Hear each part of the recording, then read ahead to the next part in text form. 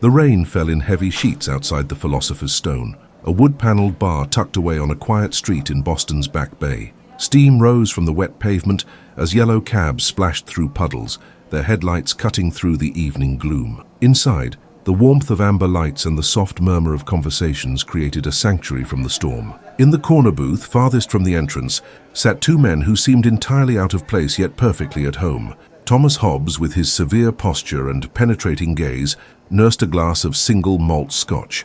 His tailored grey suit and carefully knotted tie spoke of precision and order. Across from him, Jean-Jacques Rousseau lounged comfortably, his rumpled blazer thrown casually over a chair, collar unbuttoned, and sleeves rolled up as he gestured animatedly with a glass of red wine. The bartender, Maria, had seen many heated discussions unfold in her 20 years behind the bar, but something about these two strangers drew her attention. Perhaps it was the intensity with which they spoke, or the way other patrons unconsciously leaned toward their booth, catching fragments of conversation that seemed both ancient and urgently relevant. "You still cling to your romantic notions, Jean-Jacques," Hobbes said, his voice carrying the weight of centuries.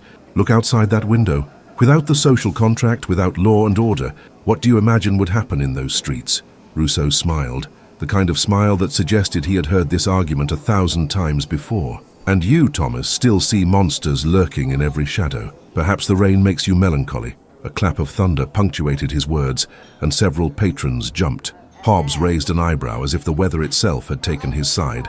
"Let us be specific in our disagreement," Rousseau continued, leaning forward. "You believe humans are naturally selfish, violent creatures who need the iron fist of authority to keep from destroying one another. I maintain that we are born good, corrupted only by the artificial constraints of society. Is that a fair characterization?" Hobbes swirled his scotch, watching the amber liquid catch the light. "Not entirely.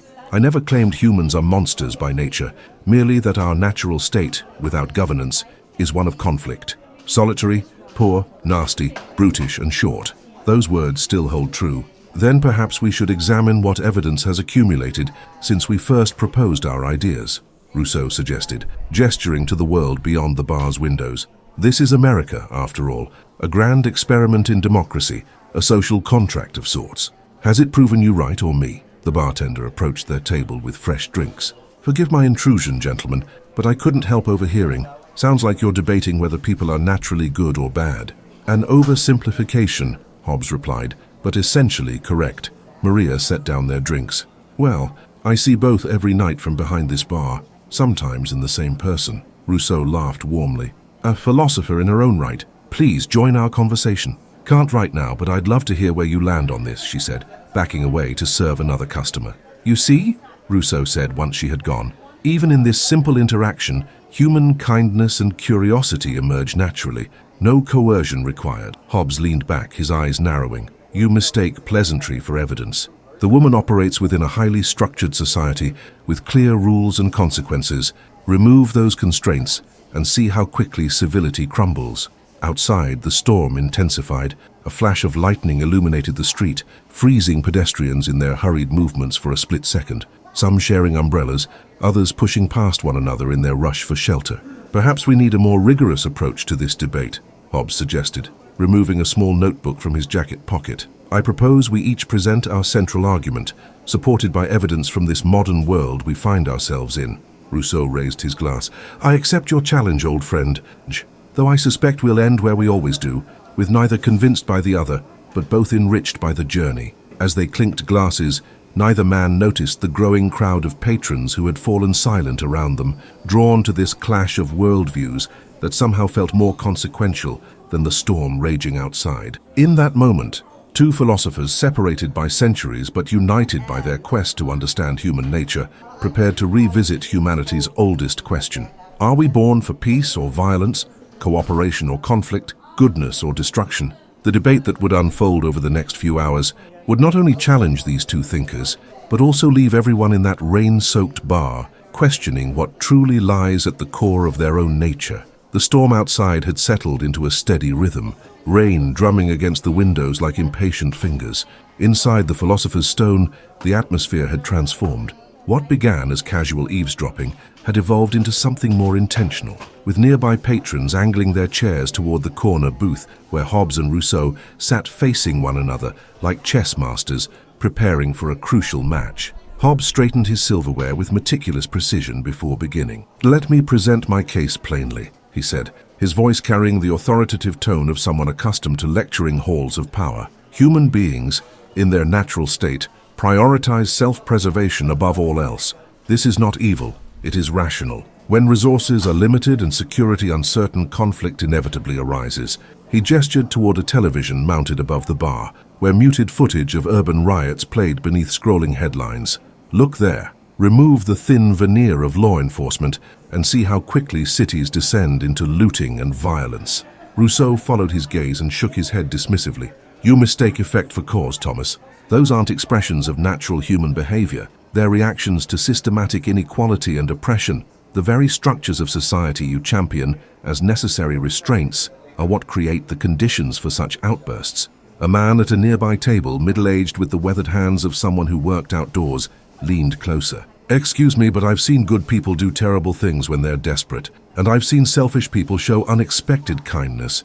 Doesn't that complicate both your arguments?" Hobbes turned to the man with surprising receptiveness. "Indeed, sir, and your observation supports my position. People are capable of both behaviors, but which emerges most reliably without external constraint? I submit that throughout human history, the evidence is clear." He removed his phone and pulled up images that seemed prepared for just this occasion. Archaeological evidence of violent deaths from prehistoric times, statistics on warfare, graphs showing murder rates across different societies. "Consider this," Hobbes continued, displaying a chart. "Nations with stronger governance and rule of law consistently show lower rates of violence. The most peaceful societies are not those closest to some imagined natural state, but those with the most developed social contracts." Rousseau laughed softly. "Always the empiricist, but your data tells only part of the story." He borrowed Hobbes's phone, scrolling through to find different images. Indigenous communities living cooperatively, children playing together without supervision, spontaneous acts of heroism during natural disasters. "Humans evolved as social creatures," Rousseau countered. "Our earliest ancestors survived not through isolated competition, but through cooperation and sharing. Studies of hunter-gatherer societies, the closest approximation to our natural state, reveal deeply egalitarian social structures where resources are shared and decisions made collectively." The bartender, Maria, returned with a plate of food neither philosopher had ordered. "On the house," she said. "Can't have a proper debate on empty stomachs." "There," said Rousseau after she left. "Unprompted generosity. How does your framework explain such natural kindness?" Hobbes took a deliberate bite before answering. "Social reciprocity is entirely consistent with my model. The bartender benefits from our continued patronage and the attention our debate brings to her establishment. Self-interest, properly understood, can motivate seemingly altruistic behavior." A young woman with rectangular glasses and a laptop at a nearby table joined in. "But neuroscience shows we're hardwired for empathy. Mirror neurons fire when we see others in pain. That suggests compassion is built into our biology, not imposed by social contracts." "Precisely," Rousseau nodded appreciatively. "And studies of infant behavior demonstrate an innate moral sense long before socialization can explain it. Babies as young as 6 months show preference for helpers over hinderers in controlled experiments." Hobbes remained unmoved. Limited empathy for immediate kin and community is perfectly compatible with conflict between competing groups. In fact, strong in-group loyalty often intensifies out-group hostility. The tribal conflicts that have characterized human history demonstrate this principle repeatedly. The conversation paused as a commotion erupted near the entrance. 2 men argued loudly over what appeared to be a minor disagreement about a spilled drink. The confrontation escalated quickly, with pushed chests and raised voices. "Observe," Hobbes said quietly, "how quickly civility dissolves over something so trivial." But before he could continue, several patrons stepped between the arguing men, diffusing the situation with calm words and offers to replace the drink. Within moments, the men were shaking hands, the conflict resolved. Rousseau's eyes sparkled. "And observe how naturally others intervened to restore peace without any official authority present." The debate had drawn in nearly everyone in the bar now, the original philosophical question branching into discussions about human development, evolutionary psychology, and political systems. Through it all, Hobbes maintained his position with unwavering conviction. Humans require strong governance to check their naturally competitive and potentially violent tendencies. Without the Leviathan, the state and its monopoly on legitimate force, society would collapse into a war of all against all. Rousseau countered each point with equal passion, insisting that humans are born with natural compassion and a capacity for harmony, corrupted only by artificial hierarchies and the institution of private property that creates artificial scarcity and competition. As the night deepened and the rain continued its steady percussion against the windows, neither philosopher had conceded ground. But something unexpected was happening throughout the bar. Strangers who had arrived separately were now engaged in thoughtful conversation, exchanging perspectives without rancor despite their disagreements. Perhaps the true nature of humanity was revealing itself not in the philosophical arguments, but in the spontaneous community forming around them. 3 hours into the debate, the philosopher's stone had transformed into an impromptu symposium. The bartender had stopped taking new customers, instead placing a private event sign on the door. Those already inside had rearranged tables and chairs into a rough semicircle around Hobbes and Rousseau, who continued their intellectual sparring with undiminished energy. "You speak of humanity's natural goodness," Hobbes said, his jacket now draped over his chair, "but consider the Stanford prison experiment or Milgram's obedience studies. Ordinary people inflicted suffering on others simply because an authority figure instructed them to do so. Does this not suggest that beneath our civilized veneer lies a troubling capacity for cruelty?" A psychology professor who had been silently taking notes spoke up. "Those experiments have been criticized for methodological flaws. More recent research suggests participants were responding to explicit or implicit experimental demands, not revealing their true nature." Rousseau nodded gratefully. "And for every such example, I can point to countless instances of human sacrifice and heroism. When the Twin Towers fell, did first responders need coercion to run into burning buildings? When hurricanes devastate communities, do neighbors need government mandates to help one another? Exceptions that prove the rule," Hobbes countered. "Crisis temporarily suspends normal self-interest. But sustaining cooperation beyond immediate kin and community has always required formal structures and enforcement mechanisms." A construction worker who had been listening intently raised his hand. "I've worked on crews my whole life. Some guys will slack off if the foreman isn't watching, but others work just as hard either way. Seems to me both your theories have some truth to them." This prompted murmurs of agreement throughout the room. Maria, who had been serving drinks while listening to every word, finally pulled up a chair. "In 20 years behind this bar, I've seen the whole spectrum, but here's what I've noticed. People rise or fall to expectations. Treat someone like they're trustworthy, they usually prove you right. Treat them like a potential thief, and that's when trouble starts." Rousseau's eyes lit up. "Precisely. This is what I meant by the corruption of natural goodness. Society teaches us to be suspicious, competitive, and hierarchical when our natural inclination is toward trust and reciprocity. Or perhaps," Hobbes suggested, "your bartender has simply observed the effectiveness of social norms operating invisibly. People behave well in her establishment because of understood consequences for misbehavior, ejection, social disapproval, possible legal repercussions." A young mother bouncing an infant on her knee spoke next. "I've been listening to you both while watching my daughter. She's 7 months old. She doesn't understand social contracts or consequences, but she shares her toys spontaneously with other babies. She cries when others cry. Doesn't that suggest we start with empathy, not selfishness?"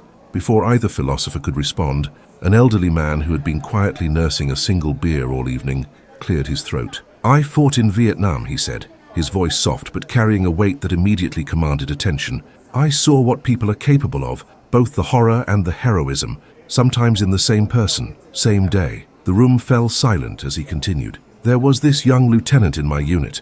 During an ambush, he ordered us to leave wounded men behind to save ourselves. Self-preservation, like you said." He nodded toward Hobbes. "But then when no one moved, he cursed, turned around and ran back into the fire to get them himself. Lost his leg doing it." The old soldier looked between Hobbes and Rousseau. So which nature was his true one? The calculation or the sacrifice? Rousseau leaned forward. "Perhaps they are not separate natures, but different expressions of the same human capacity. The capacity for reason, which can serve self-interest, and the capacity for compassion, which connects us to others." "An interesting synthesis," Hobbes admitted. though I maintain that without structured society, the former would dominate the latter in most cases. A teenager who had been silently recording the debate on her phone spoke up. But what about the internet? It's basically a state of nature, anonymous, hard to police. Some parts are toxic cesspools, but others show amazing cooperation. Wikipedia, open source software, people raising money for strangers' medical bills. Doesn't that complicate both your views? This launched a fresh wave of discussion about digital communities, online behavior, and whether virtual interactions revealed or distorted human nature. Throughout it all, the original philosophers listened as much as they spoke, occasionally exchanging glances that suggested mutual respect despite their fundamental disagreement. Outside, the storm had passed, leaving behind a glistening cityscape under clearing skies. Inside, the atmosphere had evolved from formal debate to collaborative exploration.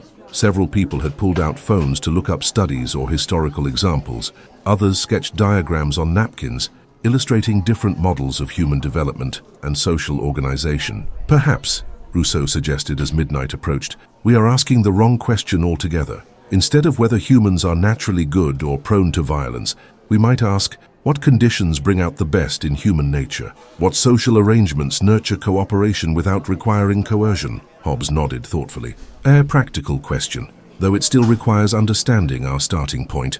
If humans are naturally inclined toward conflict, as I maintain, then effective governance must acknowledge and account for this tendency. If, as you believe, cooperation is our default, then governance should primarily remove barriers to this natural state. As they spoke, neither noticed that Maria had quietly begun brewing fresh coffee, sensing that this conversation, unlike most bar debates, might continue well into the night, yielding not winners and losers, but a deeper collective understanding of what it means to be human. Dawn broke over Boston, painting the sky in watercolor hues of pink and gold. Inside the Philosopher's Stone, time seemed to have suspended its normal operations.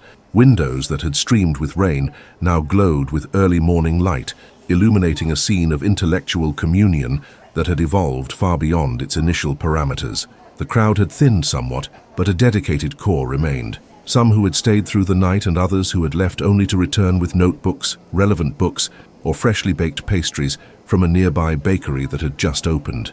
Maria had long since stopped serving alcohol, transitioning to coffee, tea, and water, which she provided on the house as her contribution to what she later would describe as the most meaningful night of my career. Hobbes and Rousseau, still at the center of it all, showed signs of fatigue in the slight droop of their shoulders and the hoarseness of their voices, yet their mental acuity remained undimmed. The debate had transformed, becoming less adversarial and more collaborative, a joint expedition into the territory of human nature, with different maps, but a shared destination. I believe we've been speaking past each other in one crucial respect, Hobbes said, nursing a cup of black coffee. When I speak of human nature as prone to conflict, I am not claiming humans are inherently evil or malicious. Rather, that rational self-interest, when multiplied across many individuals with competing needs, naturally produces conflict without mediating structures. Rousseau nodded, a gesture that would have seemed unlikely hours earlier. And when I speak of natural goodness, I do not mean a naive belief that humans are perfect angels in their natural state. I mean that our original nature includes capacities for empathy, cooperation, and moral reasoning that precede and transcend social conditioning. A woman who had identified herself as an anthropologist earlier in the night spoke up. Perhaps we can bridge these views by considering the dual inheritance theory. Humans evolved both genetic predispositions and cultural learning mechanisms. Our nature includes both competitive and cooperative tendencies, activated by different environmental triggers. Precisely, said Rousseau. And this is where I believe the evidence favors my position. When basic needs are secure and relationships are based on genuine reciprocity rather than domination, cooperation emerges spontaneously. Hobbes gestured toward a group of strangers who had become friends over the course of the night, now sharing breakfast pastries and exchanging contact information. I acknowledge the evidence before us, yet consider that we are observing human behavior within a highly structured society with established laws and norms. Remove those constraints entirely, and I maintain that competition would quickly overwhelm cooperation. The construction worker who had spoken earlier shook his head. With respect, sir, I've seen different. After Hurricane Sandy hit my neighborhood in Queens, we had no power, no police presence, nothing for nearly 2 weeks. Know what happened? We organized, shared generators, checked on elderly neighbors. The guy who owned the corner store gave away food that would spoil anyway. No one told us to do it. Several others shared similar stories of community resilience during crises, moments when formal authority was absent, but social cohesion strengthened rather than dissolved. Hobbes listened attentively, then responded, "These are powerful examples, but they occur within communities, where relationships already exist and where the crisis is understood to be temporary. Different dynamics emerge in situations of prolonged scarcity, or between groups without pre-existing bonds." A young man wearing a military uniform who had arrived shortly before dawn joined the conversation. "I've served in humanitarian missions following civil conflicts. I've seen both extremes, unimaginable cruelty and extraordinary compassion, often in the same communities. What seems to make the difference isn't human nature in some abstract sense, but whether people believe there's enough for everyone or that they must fight for survival." This observation sparked a new direction in the dialogue, exploring how perceptions of scarcity versus abundance might activate different aspects of human potential. Perhaps, Rousseau suggested, this is where our views might find synthesis. Humans possess capacities for both cooperation and conflict, social arrangements that foster perceived abundance, security, and reciprocity bring out our cooperative tendencies. Those that create artificial scarcity, insecurity, and exploitation trigger our defensive and competitive instincts. Hobbes considered this for a long moment. An intriguing proposition, though I would frame it differently. Rational governance should acknowledge both capacities and create structures that channel self-interest toward collective benefit, while providing safeguards against its destructive expressions. As they continued to explore this middle ground, Maria approached with a final round of coffee. "Gentlemen, as much as I've treasured hosting this extraordinary conversation, I need to prepare for regular business hours." Both philosophers stood, suddenly aware of how much time had passed. The bar, which had been their intellectual arena through the night, now seemed smaller in the morning light, yet somehow more significant for what had transpired within its walls. "Thank you for your hospitality," Rousseau said warmly, clasping Maria's hand. "You've given us far more than refreshment. You've provided a living laboratory for our theories." Hobbes nodded in agreement. "Indeed, and perhaps demonstrated that the truth lies not in either of our positions alone, but in their dialogue."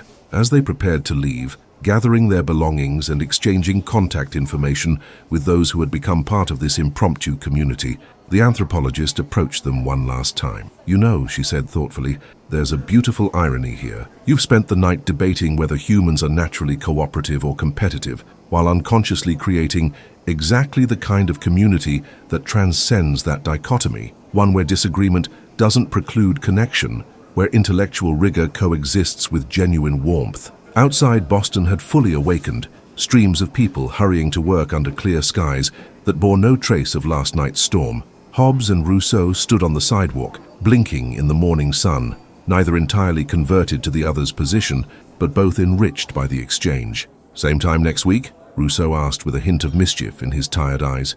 "Perhaps," Hobbes replied with the ghost of a smile, "though I suspect our host might appreciate a night off." As they parted ways, heading in opposite directions down the busy street, their centuries-old debate continued in the minds of everyone who had witnessed it, a living reminder that understanding human nature in all its complexity requires not just theory but experience, not just argument but community, not just reason but connection. And in this, perhaps, lay an answer neither philosopher had fully articulated, that humanity's true nature reveals itself not in isolation but in relationship, not in abstract principles, but in the messy, magnificent reality of lives shared.